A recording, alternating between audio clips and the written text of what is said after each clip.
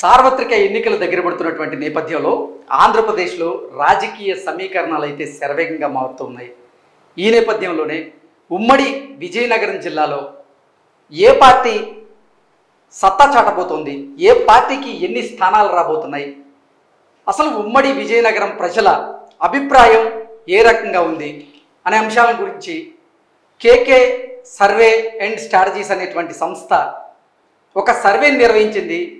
ఆ సర్వే ప్రకారంగా ఉమ్మడి విజయనగరం జిల్లాలో ఏ పార్టీ సత్తా చాటబోతుందనేది తెలుసుకునేందుకు మనతో పాటు కేకే సర్వేస్ CEO కేకే గారు మనతో ఉన్నారు. కేకే గారితో మాట్లాడదాం. కేకే గారు హాయ్ అండి. Thank you sir. ఏంటి ఉమ్మడి విజయనగరం జిల్లాలో ఏ పార్టీ సత్తా చాటబోతోంది, ఏ పార్టీకి ఎన్ని స్థానాలు రాబోతున్నాయి, అసలు విజయనగరం జిల్లాలో ప్రజల అభిప్రాయం ఏ రకంగా ఉంది అంటే ఏం చెప్తారు?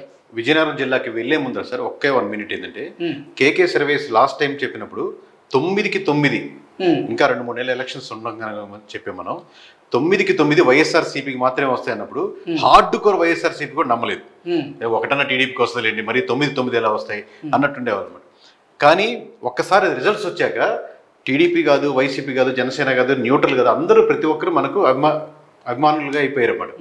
సో ఎందుకంటే అంత క్షుణ్ణంగా ఒక సర్వేని నిర్వహించేటప్పుడు ప్రతి ఒక్క శాంప్లింగ్ కానీ తీసుకునే విధానం కానీ లోకల్ మనకు స్లీపింగ్ సెల్స్ మన అబ్జర్వేషన్స్ కానీ అంత డీటెయిల్ చేస్తున్నాం. అందుకే ఒక్కసారిగా 170 వీళ్ళు గెలుస్తున్నారు, ఇన్ని ఓడిపోతున్నారని మనం ఏకదూకే చెప్పట్లేదు. క్యాండిడేట్లు ప్రకటించాక కూడా ముందు చెప్పలేదు. ప్రకటించాక ఆ టైం తీసుకొని మనం ఒక్కొక్క జిల్లా చెప్పుకుంటూ వస్తున్నాం. తర్వాత మార్పులు ఏముంటే మళ్ళీ సర్వే చేసి మళ్ళీ టోటల్గా ఎంత ఉందో చెప్తాం. ఇప్పుడు coming back to your question, ఉమ్మడి విజయనగరం జిల్లాలో మొత్తం 9 నియోజకవర్గాల్లో ఓవరాల్ గా ఖచ్చితంగా టీడీపీ 3 సీట్లు గెలుచుకుంటుందండి. 3 సీట్లు వైసీపీ గెలుచుకుంటుంది. మరో మిగిలిన 3 సీట్లు మటుకు నువ్వా నేనన్నట్టు ఉన్నాయి. ఈ 3 హోరాహోరీగా ఉన్నాయి. ఈ 3 తగ్గు. టీడీపీకి 3 తగ్గు, వైసీపీకి 3 తగ్గు. ఈ 3 అనేది వాళ్ళకి ఇంకా 34 రోజులు టైం ఉంది కాబట్టి మార్చుకునేందుకు ఆస్కారం ఉన్నాయి. మనం జిల్లాల వరకు ఓవరాల్ గా చెప్తున్నాం. అంటే కొన్ని సర్వేల ప్రకారంగా వైసీపీకి అసలు ఒక స్థానం కూడా రాదు, వస్తే ఒక స్థానం మాత్రమే వచ్చే అవకాశం ఉంది విజయనగరం జిల్లాలో ఈ 9 అసెంబ్లీ నియోజకవర్గాలకు గాను అంటూ కూడా కొన్ని సర్వేలు అయితే వచ్చినాయి. నేను ఇతరుల సర్వే గురించి కామెంట్ చేయనండి. కాకపోతే బేసిక్ ఒక చిన్న అంచనా అండి, SC/ST కామన్ గా ఉన్న నియోజకవర్గాల్లో ఎక్కువ టీడీపీకి కానీ జనసేనకి కానీ బీజేపీకి ఉన్న పట్టు కంటే వైసీపీకి ఉంటుంది. మేబీ సరిగ్గా ప్లాన్ చేసుకుని ఆ క్యాండిడేట్లు ముందుగా నియమించుకొని అభ్యర్థుల్ని కానీ ముందుగా ప్రకటించి సరైన ప్లాన్ చేసుకుంటే ఆ నియోజకవర్గం గెలవచ్చు. బట్ అంటే మీరు ఏ ప్రాతిపదికన ఈ సర్వే నిర్వహించారు, ఎన్ని శాంపిల్స్ తీసుకున్నారు ర్యాండమ్ గా? అంటే చాలా మందికి ఉన్న అపోహ ఏంటంటే ఒక నియోజకవర్గంలో గెలుపు ఓటములకు సంబంధించినటువంటి సర్వేకి ఎక్కువ శాంపుల్స్ కావాలి అనుకుంటారు. ఎక్కువ శాంపుల్స్ ని బట్టి ఎక్కువ పర్ఫెక్ట్ గా ఉండదు. ఇప్పుడు ప్రేక్షకులు కూడా బాగా అడ్వాన్స్ అయిపోయారు. ఇప్పుడు ఎవరైనా విలేజ్ లోకి వచ్చి మీ ఎవరు కోటేస్తున్నారు లేకపోతే మీ క్యాస్ట్ ఏంటని చెప్పగానే వాళ్ళు దాచుకోవాలనుకుని దాచేసుకుంటారు, చెప్పకూడదు అనుకుని చెప్పట్లేదు. ఎందుకంటే ఇది ఏం ఇష్యూస్ వస్తున్నాయి అనేది. అదొకటి. తక్కువ శాంపుల్స్ అయినా ఏ పరంగా తీస్తున్నారని చెప్పి, అంటే క్యాస్ట్ల పరంగా తీస్తున్నారా, విలేజ్ల పరంగా తీస్తున్నారా, మండల వారిగా తీస్తున్నారా, అక్కడ లోకల్ ఇష్యూస్ని కన్సిడర్ చేస్తున్నారా, ఇవన్నీ వచ్చాక కూడా మళ్ళీ సెకండరీ మనకు ఉన్నటువంటి లోకల్గా ఉన్నటువంటి సమీకరణాలు అవన్నీ అబ్జర్వ్ చేస్తున్నటువంటి లోకల్ ప్రతి మండలంలో మనం ఒకరిని పెట్టుకున్నాం. ఎందుకంటే ఇది ఫస్ట్ టైం కాదు కాబట్టి లాస్ట్ టైం మనం బాగా కష్టపడేదానికి ఇప్పుడు అడ్వాంటేజ్ ఏంటంటే ఆ పర్సన్స్ క్యాండిడేట్ నెంబర్ ఉంది. వాళ్ళతో మనం వెళ్ళడం లేకపోతే కూర్చోవడం మాట్లాడడం, వాళ్ళకి అమౌంట్ ఇవ్వడం కూడా తీయడం, సరే ఇలా చూడండి ఈ రిపోర్ట్లు ఏమైనా మారాయని వాళ్ళ ద్వారా మళ్ళీ చేపిస్తాం. దాని తర్వాత మళ్ళీ రీవెరిఫికేషన్ చేపిస్తాం. ఇది కాకుండా మళ్ళీ లోకల్ గా ఒక నియోజకవర్గం 2 నియోజకవర్గాలు చేసే చిన్న సర్వే కంపెనీలు ఉంటాయి, వాళ్ళ రిపోర్ట్ తీపిస్తాం. మనం ఇవన్నీ కన్సాలిడేట్ చేసి ఒక రిపోర్ట్ ఇస్తున్నాం కాబట్టి లాస్ట్ టైం మనం 98% యాక్యురసీతో 175లో దాదాపు మనం చెప్పిన క్యాండిడేట్లే 170 మంది గెలిచారు. ఓకే సార్, అట్లయితే బొబ్బిలి నియోజకవర్గం నుంచి స్టార్ట్ చేద్దాం. బొబ్బిలి నియోజకవర్గంలో గెలుపు ఎవరిది, అసలు బొబ్బిలి నియోజకవర్గంలో ప్రజల అభిప్రాయం ఏ రకంగా ఉంది? బొబ్బిలి నియోజకవర్గం నుంచి టీడీపీ వైపు బేబీ నైనా గారు పోటీ చేయబోతున్నారు, రంగారావు గారు. నెక్స్ట్ వైసీపీ నుంచి సంబంగి వెంకట చిన్న అప్పలనాయుడు గారు అభ్యర్థిగా బరిలో దిగబోతున్నారు. బొబ్బిలి అనే పేరులోనే ఉంది, మామూలుగా బలాబలాలు ఎక్కువ ఉండే పోటాపోటీగా ఉంటుంది. ఇది మటుకు ఇద్దరు టఫ్ ఫైట్ ఇస్తున్నారు, ఇద్దరు మంచి ప్లాన్ గానే వస్తున్నారు, ఇద్దరు ప్రిపేర్డ్ అయ్యి చేస్తున్న నియోజకవర్గం ఏదైనా ఉందంటే మొత్తం విజయనగరంలో ఇద్దరు బొబ్బిలి నియోజకవర్గం చెప్పొచ్చు. అంటే హోరాహోరీ పోరులో ఇది ఒకటి ఉంటుంది ఖచ్చితంగా. నెక్స్ట్ చీపురుపల్లి నియోజకవర్గం. ఈ చీపురుపల్లి నియోజకవర్గంలో రానున్న ఎన్నికల్లో గెలిపేవారిది, ప్రజల అభిప్రాయం ఏ రకంగా ఉంది అంటే ఏం చెప్తారు? అంటే టీడీపీ నుంచి కిమిడి కళా వెంకటరావు గారు అక్కడ బరిలో దిగబోతున్నారు. నెక్స్ట్ వైసీపీ నుంచి బొత్స సత్యనారాయణ గారు బరిలో దిగబోతున్నారు. ఇది ఇప్పుడు 15 సంవత్సరాల ఎక్స్పీరియన్స్ ఉన్నటువంటి మినిస్ట్రీగా చేశారండి ఆయన కంటెస్ట్ చేస్తారు. సో ఆ క్యాండిడేట్కి బలంగా ఉండాలంటే దానితో పోటాపోటీగా ఉన్న ఆయన్ని దింపాలి. ఇప్పుడు కివిడి వెంకట్రావు గారు ఆ స్థాయిలో పోటీ ఇవ్వగలరు. కాకపోతే బొత్స గారికి ఉన్న అడ్వాంటేజ్ ఏంటంటే, బొత్స గారు మరి మీరు చాలా వీడియోలో మీరు మాట్లాడి వినుంటారు, ఆ మాట్లాడితే సగం మాటలు ఎవరికి అవతలకి అర్థం కావు. బట్ ఆయనకి అర్థం కాకపోయినా ఈ ఎలక్టర్స్ సంబంధించినటువంటి ఓట్ బ్యాంకింగ్ ఎలా కన్విన్స్ చేసుకోవాలి ఆ నాలెడ్జ్ ఉంది. పోల్ మేనేజ్మెంట్ బాగా చేయగలరు. కనీసం 3-4 నియోజకవర్గాల్లో ప్రతి విలేజ్ లో ఆయన 10 పేర్లు చెప్పగలుగుతారు టక్ అంట. అంటే ప్రజలతో అది ఇంటరాక్ట్ ఉంది. ఎందుకంటే లాంగ్ రన్ నుంచి వస్తున్నారు కదా. సో మినిస్ట్రీగా చేయడం వల్ల లేదా ఓట్ బ్యాంకింగ్ కన్విన్స్ చేయడం వల్ల అడ్వాంటేజ్ ఉంది. కాబట్టి ఈ రెండు పోటాపోటీగా చేయగలుగుతారు. ఏముందో పార్టీ అపోజిషన్ ఉన్న ఓట్ బ్యాంకింగ్ కూడా ఆయన కన్విన్స్ చేసుకోగలరు. అంటే మీ సర్వే ప్రకారంగా ఈ నియోజకవర్గంలో గెలిపేవరది అంటే ఇండివిజువల్ క్యాండిడేట్స్ చెప్పట్లేదు. It will take some time. మన ప్రస్తుతానికి ఏదైతే జిల్లాల వారికి డిస్కస్ చేద్దాం, తర్వాత కొన్ని రోజుల తర్వాత చేద్దాం. ఎందుకంటే మనం సేల్స్ కోసం చేస్తున్నాం సర్వేస్. కొంతమంది ఈ జిల్లాలో కూడా కొంతమంది రిపోర్ట్ మనం సేల్స్ చేస్తాం. రిపోర్ట్ మనం ఓపెన్ గా చేస్తే ఆ క్లయింట్ కి మనం ఇబ్బంది పెట్టినట్టు. జిల్లా వారికి నేను చెప్పగలుగుతాను, బలాబలాలు చెప్పగలుగుతాను, వాళ్ళు ఎక్కడ మైనస్ పాయింట్లు చెప్పగలుగుతాను. ఓకే అండి. నెక్స్ట్ గజపతి నగరం నియోజకవర్గంలో అభ్యర్థుల బలాబలాలు ఏంటనేది మనం ఒకసారి చూసేటువంటి ప్రయత్నం చేద్దాం. ఇక్కడ టీడీపీ నుంచి కొండపల్లి శ్రీనివాసరావు గారు బరిలో ఉన్నారు. నెక్స్ట్ వైసీపీ నుంచి బొత్స అప్పల నరసయ్య గారు ఈయన బరిలో ఉన్నారు. ఏంటి వీళ్ళిద్దరిలో ప్రజల అభిప్రాయం? అన్నయ్య పేరు తమ్ముడు వచ్చారు. ఇప్పుడు ఈయనకి ఆబ్వియస్ గా వైసీపీ పార్టీ అడ్వాంటేజ్ ఉందండి. ఆబ్వియస్ గా కొన్ని ఇసుకకు సంబంధించిన లేకపోతే వాటర్ సంబంధించిన లేకపోతే లోకల్ ఇష్యూస్ సంబంధించినటువంటి ఆయన మీద ఉన్న అభియోగాలు ఎక్కువ ఉన్నాయి. పీపుల్ కొంతమంది బిలీవ్ చేస్తారు. బట్ ఆ అపోజిషన్ ని క్యాష్ చేసుకోలేకపోతున్నారు కొండపల్లి శ్రీనివాస్ గారు. మిగతా వాళ్ళని కలుపుకోపోవడం, వేరే లీడర్స్ తో ఉన్న ఇష్యూస్, వాటి వల్ల కొంచెం డిలే పడుతున్నారు. సో అది కానీ కన్విన్స్ చేసుకుంటే ఆబ్వియస్ గా బలం ఉంది. లేకపోతే ఆబ్వియస్ గా బొత్స ఫ్యామిలీకి ఉన్నటువంటి అడ్వాంటేజ్ నెట్వర్క్ తో బొత్స గారికి అడ్వాంటేజ్ అవుతుంది. ఇది పోటాపోటీలో ఒకటి ఉంటుంది. ఓకే. నెక్స్ట్ కురుపాం నియోజకవర్గం. ఇది ఎస్టీ నియోజకవర్గం. ఈ ఎస్టీ నియోజకవర్గంలో టీడీపీ వైపు ప్రజల అభిప్రాయం ఉందా లేదా వైసీపీ వైపు ప్రజల అభిప్రాయం ఉందా అంటే మీరేం చెప్తారు? టీడీపీ వైపు ఇక్కడ తొయ్యక జగదీశ్వరి గారు అక్కడ అభ్యర్థిగా బరిలో దిగబోతున్నారు. వైసీపీ నుంచి పాముల పుష్పశ్రీవాణి గారు అభ్యర్థిగా బరిలో దిగబోతున్నారు. ఓట్ బ్యాంకింగ్ గురించి కొంచెం ఐడియా ఉన్న వాళ్ళకైనా ఒక ఐడియా ఉంటుందండి. ఎప్పుడైనా ఎస్సీ నియోజకవర్గాల్లో ఫస్ట్ నుంచి కానీ కాంగ్రెస్ కానీ వైఎస్ఆర్సీపీ కానీ అంటే ఆ కనెక్షన్ అట్లాగే వచ్చింది కాబట్టి వాళ్ళకి ఓట్ బ్యాంకింగ్ ఎక్కువ ఉంటుంది. ఆబ్వియస్ గా పాముల పుష్ప శ్రీవాణి గారు ఇది థర్డ్ టైం అనమాట. 2 సార్లు ఆల్రెడీ గెలిచారు. ఇది థర్డ్ టైం కాబట్టి ఇంతకుముందు ఉప ముఖ్యమంత్రి కూడా చేశారు. తర్వాత గిరిజన శాఖకు కూడా అధ్యక్షులుగా చేశారు. బట్ ఆమె చాలా నెగిటివ్ ఉంది, కలవట్లేదని, చాలా మంది కలుపుకోవట్లేదని. దాన్ని అపోజ్ చేసుకునే దానికి ఇంకొంచెం జగదీశ్వర్ గారు ఇంకా బాగా వర్క్ చేయాల్సి వస్తుంది. వేరే వాళ్ళకి ఫస్ట్ ఇన్ఛార్జ్ క్యాండిడేట్ అని 2-3 లేడీస్ తర్వాత ఆమెకి ఇచ్చారు. సో వేరే ఆ లేడీస్ కూడా కలుపుకొని పోయే తత్వం. ఇందాక మీరే చెప్పారు అంటే ఎస్సీ ఎస్టీ నియోజకవర్గాల్లో ఎక్కువగా అంటే వైఎస్ గారు ఉన్నప్పుడు వైఎస్ గారికి లేదంటే ఇప్పుడు జగన్మోహన్ రెడ్డి గారికి ఎక్కువగా ఆ నియోజకవర్గాల్లో సీట్లు వస్తున్న నేపథ్యంలో ఇప్పుడు ఈ క్యాండిడేట్ మీద వ్యతిరేకత పనిచేసే అవకాశం ఉందంటారా అక్కడ? అదే సార్, వాళ్ళు ఆ సెక్షన్ ఇప్పుడు ఫర్ సపోజ్ 10% పోయినసారి ఓట్లు వేసిన వాళ్ళు వేయకూడదు అనుకుంటున్నారు. ఆ 10% క్యాష్ చేసుకునే దానికి వీళ్ళు ఎంత వర్క్ చేస్తారో వాళ్ళ మీద ఆధారపడుతుంది. మీరు చెప్పినట్లు అది రాజశేఖర రెడ్డి ఓట్ బ్యాంకింగ్, జగన్మోహన్ రెడ్డి గారు ఓట్ బ్యాంకింగ్ కాదు, కాంగ్రెస్ నుంచి చూస్తున్న ఓట్ బ్యాంకింగ్. ఫస్ట్ అలవాటు అంతా కాంగ్రెస్, దాన్ని వైఎస్ఆర్ గారు తీసుకున్నారు. వైఎస్ఆర్ నుంచి జగన్మోహన్ రెడ్డి గారు రిట్రీవ్ చేయగలిగారు.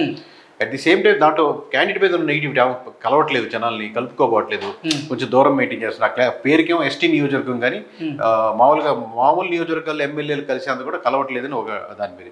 దాన్ని ఎంత ఎన్కాష్ చేసుకుంటారనేది ఇంకా 40 days ఉంది కదా, వాళ్ళు మార్చుకోవచ్చు, కరెక్ట్ చేసుకోవచ్చు. అయ్యో నా తప్పు అయిపోయింది, ఇప్పుడు నేను కలవాలి, మారవాలి, ఇది సారీ ఈ ఊరికి రాలేదు ఇన్ని రోజులు అని చెప్పి మిస్టేక్ చెప్పి కరెక్ట్ చేసుకోవచ్చు. ఓకే. నెక్స్ట్ నెల్లిమర్ల. ఇక్కడ కూటమిలో భాగంగా జనసేన అభ్యర్థి బరిలో దిగబోతున్నారు లోకం మాధవి గారు. నెక్స్ట్ వైసీపీ నుంచి అప్పల నాయుడు బడ్డుకొండ, ఈయన వైసీపీ నుంచి బరిలో దిగబోతున్నారు. ఏంటి వీళ్ళిద్దరి బలాబలాలు ఏంటి అంటే ఏం చెప్తారు? మనకి మొత్తం ఉత్తరాంధ్రలో ఫస్ట్ సీటు ఏదైనా అంటే జనసేనకి మొత్తం ఆంధ్రప్రదేశ్ మొత్తం ఫ్యాన్స్ ఫాలోయర్స్ ఉంటారు కాబట్టి ఏదైనా ఫస్ట్ సీటు వాళ్ళు ఎక్స్పెక్ట్ చేయొచ్చు ఉత్తరాంధ్ర నుంచి. అంటే శ్రీకాకుళం విజయనగరం నుంచి నేను చెప్పొస్తున్నాను, అట్లా వస్తున్నాను. ఆ పక్క నుంచి మొదలు పెడితే ఈ నెల్లిమర్ల అనే సీటు మటుకు వాళ్ళు ఎక్స్పెక్ట్ చేయొచ్చు. దీంట్లో మటుకు వాళ్ళు పోటీ పడి గెలిచేదానికి అంటే సాయి శక్తిలా కష్టపడితే ఆస్కారం ఉంది. యాక్చువల్లీ టీడీపీ సీటు ఇంతకుముందు లాస్ట్ టైం కూడా లోకం పోటీ చేశారు, 7,000 8,000 వచ్చినట్టున్నాయి. బట్ ఈ రెండు ఈ 2-3 సంవత్సరాల నుంచి బాగా కష్టపడి బాగా తిరిగి అలా చేసుకోగలిగారు, కన్విన్స్ చేసుకోగలిగారు. సో అప్పలనాయుడు అబ్వియస్గా స్ట్రాంగ్ క్యాండిడేట్ అక్కడ. కానీ they have certain vote banking. TDP Janasena ఈ కాంబినేషన్లో ఓట్ బ్యాంకింగ్ తీసుకుంటే అడ్వాంటేజ్ అయ్యే అవకాశం ఉంటుంది. ఓకే. పార్వతీపురం నియోజకవర్గం ఇది ఎస్సీ నియోజకవర్గం. ఈ ఎస్సీ నియోజకవర్గం నుంచి కూటమి అభ్యర్థిగా విజయ్ అక్కడ బరిలో దిగబోతున్నారు. అలాగే వైసీపీ అభ్యర్థిగా జోగారావు గారు అక్కడ బరిలో దిగబోతున్నటువంటి నేపథ్యంలో ఈ ఇద్దరి అభ్యర్థుల బలాబలాలు ఏంటి అంటే ఇద్దరు ఈ పేరుకి ఎస్సీ నియోజకవర్గం కానీ ఇది కంపల్సరీ టీడీపీ కూడా అడ్వాంటేజ్ ఉంది, అట్లాగే వైసీపీకి కూడా ఉంది. కాకపోతే ఈయన ఎన్ఆర్ఐ క్యాండిడేట్ లాస్ట్ మినిట్లో వచ్చి తీసుకున్న సీటు. దాని ముందే ఉన్నట్టు ఇన్ఛార్జీలు, దాని ముందు ట్రై చేసిన టికెట్లు వీళ్ళతో కలుపుకొని పోయి వీళ్ళు సెపరేట్ కూటమి నేను ఒక్కడనే వెళ్తాను అన్నట్టు కాకుండా నలుగురిని కలుపుకొని పోతే మీ వెనకాల కూడా నలుగురు ఉంటారు కాబట్టి ఆ వర్క్స్ ఆల్రెడీ కొన్ని వర్క్స్ చేసినారు. ఆ వర్క్స్ తో పాటు మీరు చేయగలిగితే జోగారావు గారికి మీరు మంచి టైట్ ఫైట్ ఇస్తారు. మేబీ మీకు అడ్వాంటేజ్ కూడా అవ్వచ్చు. అలా ఉంటుంది. నెక్స్ట్ సాలూరు. ఈ సాలూరు నియోజకవర్గం కూడా ఎస్టీ నియోజకవర్గం. ఈ ఎస్టీ నియోజకవర్గంలో కూటమిలో భాగంగా గుమ్మడి సంధ్యారాణి గారు అక్కడ బరిలోకి దిగబోతున్నారు.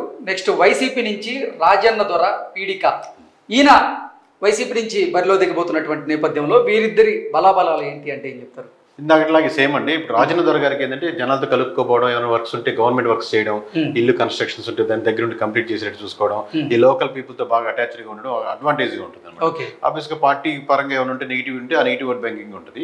ఇప్పుడు సంధ్యారాణి గారు ఏంటంటే ఇంకా వేరే లేడీస్ కూడా అనుకున్నారు ఫస్ట్ లో ఈ సీటు, వాళ్ళు కాదనుకుని సంధ్యారాణికి ఫైనల్ చేసి సంధ్యారాణి గారికి ఇచ్చారు. సో మిగతా వాళ్ళని కలుపుకొని పోవడం అనేది చాలా అడ్వాంటేజ్ రాజకీయాల్లో. కానీ మామూలుగా ఎట్లా ఉంటుంది, మన ఫ్యామిలీస్ కలుపుకోవాలంటారు కదా.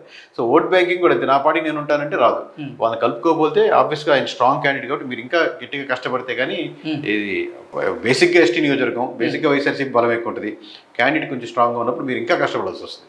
ఎగ్జాక్ట్లీ, అందరిని కలుపుకుంటే ఆ బలం పెరుగుతుంది. నెక్స్ట్ శృంగవరపుకోట. ఈ నియోజకవర్గంలో టీడీపీ అభ్యర్థిగా లలితా కుమారి గారు అక్కడ బరిలో దిగబోతున్నారు. అలాగే వైసీపీ నుంచి శ్రీనివాసరావు గారు బరిలో దిగబోతున్నారు. వీరిద్దరి బలాబలాలు. శ్రీనివాసరావు గారు ఆల్రెడీ సిట్టింగ్, సో కాబట్టి ఆయన సిట్టింగ్ దాంతో కుమారి గారు పోటీ పడుతున్నారు. కాకపోతే లలిత్ కుమార్ గారికి ఒక అడ్వాంటేజ్ ఉంది. ఎస్కోట నియోజకవర్గంలో ఇద్దరు బలాలు సమానమే. కొంచెం కష్టపడితే లలిత్ కుమార్ గారు గెలిచేదానికి ఆస్కారం, స్కోప్ ఉంది. లేదు ఇలాగే ఉంటుందంటే శ్రీనివాస్ గారు గెలుస్తారు. సిట్టింగ్. విజయనగరం అసెంబ్లీ నియోజకవర్గంలో గెలుపెవరిది, ప్రజల అభిప్రాయం ఏ రకంగా ఉంది, అభ్యర్థుల బలాబలాలు ఏంటనేది ఇప్పుడు చూద్దాం మనం. ఇక్కడ టీడీపీ అభ్యర్థిగా అదితి విజయలక్ష్మి గజపతిరాజు, అశోక్ గజపతిరాజు గారి కూతురు, ఆవిడ బరిలో దిగబోతున్నారు.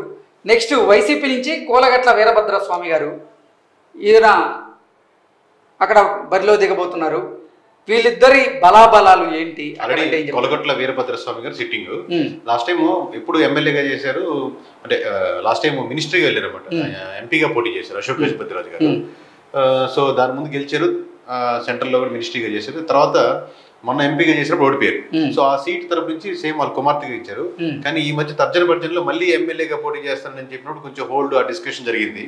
వేరే వాళ్ళకి ఇచ్చి ధైర్యం చేయలేదు, ఎందుకంటే అశోక్ గజపతి రాజు గారిని పక్కన పెట్టి తీయడం అనేది కష్టం. ఇప్పుడు అదితి విజయలక్ష్మి గారికి మంచి అవకాశం ఉంది, స్కోప్స్ ఉన్నాయి. కుల సమీకరణ పరంగా కూడా మామూలుగా కొలగొట్ట వీరభద్రస్వామి కొంచెం అడ్వాంటేజ్ ఉన్నప్పటికీ లోకల్ గా ఉన్నటువంటి అపోజిషన్, ఎప్పటి నుంచో ఫ్యామిలీకి ఉన్నటువంటి రెప్యుటేషన్ తీసుకోవచ్చు. ఈ మధ్య కూడా వేరే ఫాలోయర్స్ ఇష్యూ జరిగి కొంతమంది వెనక్కి వెళ్ళిపోవడం జరిగింది. ఒకటే రోజు 5,000 మంది వైఎస్ఆర్సీపీ కార్యకర్తలు కూడా అశోక్ గజపతిరాజు గారి సమక్షంలో టీడీపీలో చేరడం జరిగింది. బట్ ఇంకా 40 రోజులు ఉంది కాబట్టి ఇద్దరికి అవకాశం ఇంకా మెరుగుపరుచుకునే ఆస్కారం ఉంది. సో ఇది మంచి టఫ్ ఫైట్, ఇంట్రెస్టింగ్ గా ఉంటుంది విజయనగరం జిల్లా వరకు. ఓకే, ఓవరాల్ గా ఉమ్మడి విజయనగరం జిల్లాలో టీడీపీ, జనసేన, భారతీయ జనతా పార్టీ కూటమికి 3 స్థానాలు రాబోతున్నట్లుగా, నెక్స్ట్ వైఎస్ఆర్సీపీకి 3 స్థానాలు రాబోతున్నట్లుగా, మరో 3 స్థానాల్లో హోరాహోరీ పోరు ఉండబోతున్నట్లుగా కేకే గారు అయితే మనకు చెప్తూ ఉన్నారు. సార్ ఖచ్చితంగా, ఎందుకంటే పోయినసారి 9కి 9 వస్తాయని మొత్తం రాష్ట్రంలో ఎవరు చెప్పక ముందు కూడా చెప్పాము. అలాగే ఇప్పుడు కాన్ఫిడెంట్ గా చెప్పేది అంటే కూటమికి 3 తగ్గవు. ఓకే, వైఎస్ఆర్సీపీకి 3 తగ్గవు. ఇక్కడ ఫైట్ ఈ 3 ఏంటంటే ఒక 5,000 లోపల అటు ఇటుగా ఉన్నది. ఇంకా టైం ఉంది కాబట్టి 40 రోజులు ఎలాగైనా మార్చుకోవచ్చు. దీంట్లో ఏంటంటే ఈ రెండిట్లో 10,000 పైనే ఉంది. సో అది చాలా కష్టం మార్చుకోవడం. 10,000 పైన ఓట్ బ్యాంకింగ్ ఒకసారిగా ఎక్సెప్షనల్ కేసెస్ తప్పితే నిజంగా అప్పుడు మిస్టేక్ అయితే సారీ అని చెప్తాం. బట్ ఈ 6 అయితే ఖచ్చితంగా మారవు. ఓకే, ఈ ఫైట్ మనకి ఈ మూడిట్లోనే ఉంటుంది. ఓకే, ఓవరాల్గా ఉమ్మడి విజయనగరం జిల్లాలో అయితే 3 అసెంబ్లీ స్థానాల్లో వైసీపీ గెలవబోతుందని, మరో 3 అసెంబ్లీ నియోజకవర్గాల్లో జనసేన, టీడీపీ, భారతీయ జనతా పార్టీ కూటమి గెలవబోతుందని, మరో 3 స్థానాల్లో మాత్రం హోరాహోరీ పోరుండే అవకాశం ఉంది. అక్కడ 5,000 మెజారిటీ కొంచెం అటు ఇటుగా ఉంది అంటూ కూడా కేకే గారు చెప్తూ ఉన్నారు. ఈ 40 రోజులు నిద్రాహారాలు లేకుండా ప్రతి సెకండ్, ప్రతి నిమిషం, ప్రతి గంట కష్టపడితే ఈ ఫైట్లో వాళ్ళు గెలవగలుగుతారు. ఓకే.